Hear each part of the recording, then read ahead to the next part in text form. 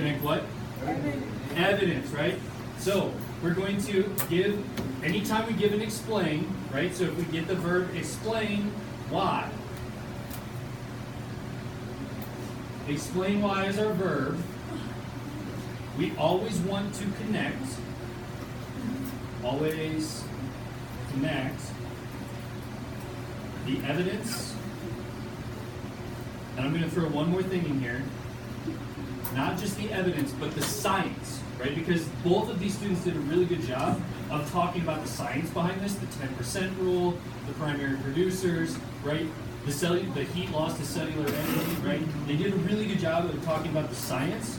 So we're going to say always connect the evidence and science back to the claim and the question.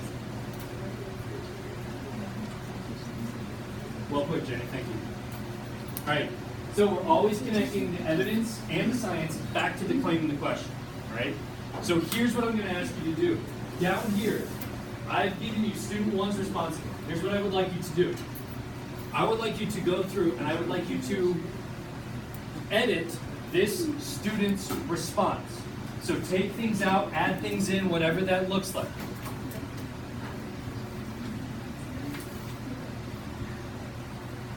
Edit this student's response so that they connect their claim and their evidence and the science back to the question. You can do it in 1 or 2 sentences pretty easily. Take things out, add things in, whatever that looks like. I'm going to be coming around looking at this for you right now, see if you can make this connection, right? Let's do this silently and independently, please. Silently and independently, you have 2 minutes. 2 minutes.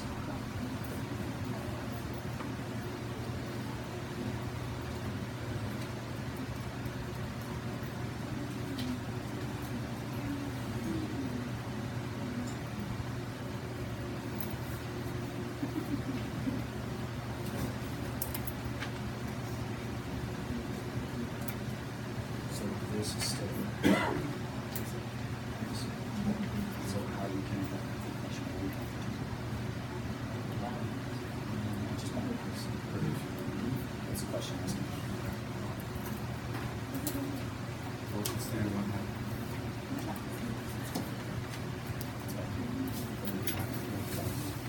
Don't forget, connect it back to the question. Back to the question.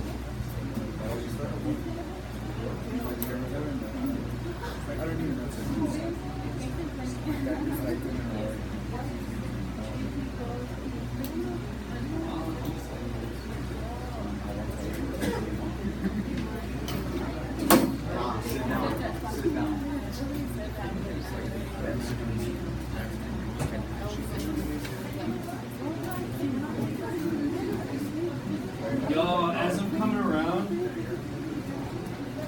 hey, real quick, y'all, let's look at this question. So as I'm coming around, I'm seeing a couple things.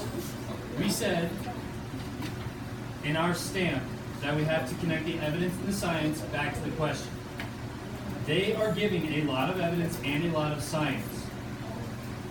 The question asks, explain why it takes many hectares of wetland to support a pair of eagles. What do we have to connect it back to? We have to connect it back to the hectares, right? We have to connect it back to how much space this takes up. That's what this student is missing, right? So, I'm going to give you like 30 more seconds.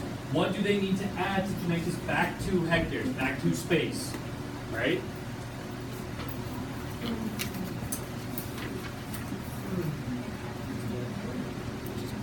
It's not a yes or no question. It's a why.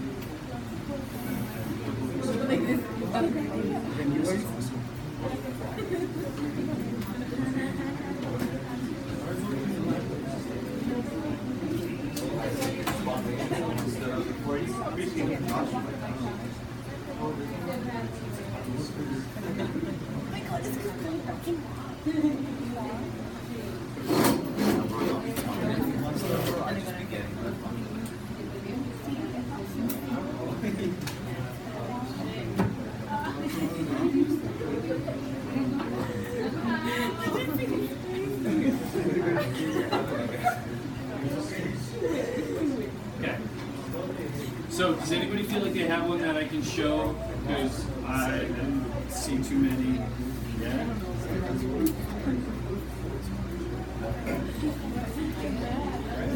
Yeah, but you said this thing like five.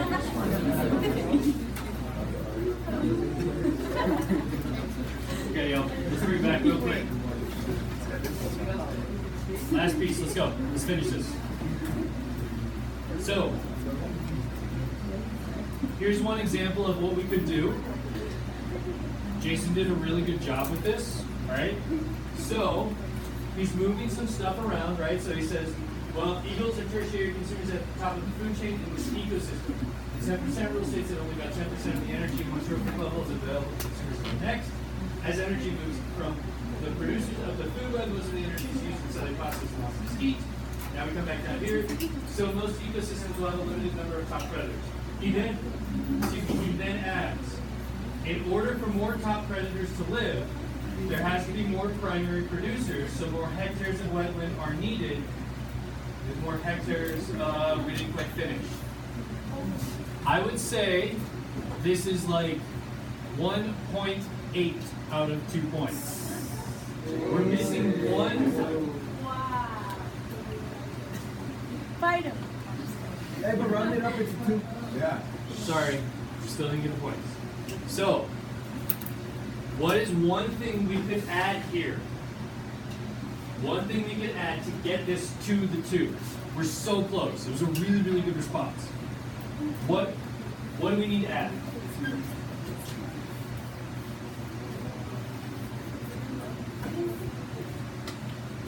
You should be looking up here, please, and deciding what we need to add.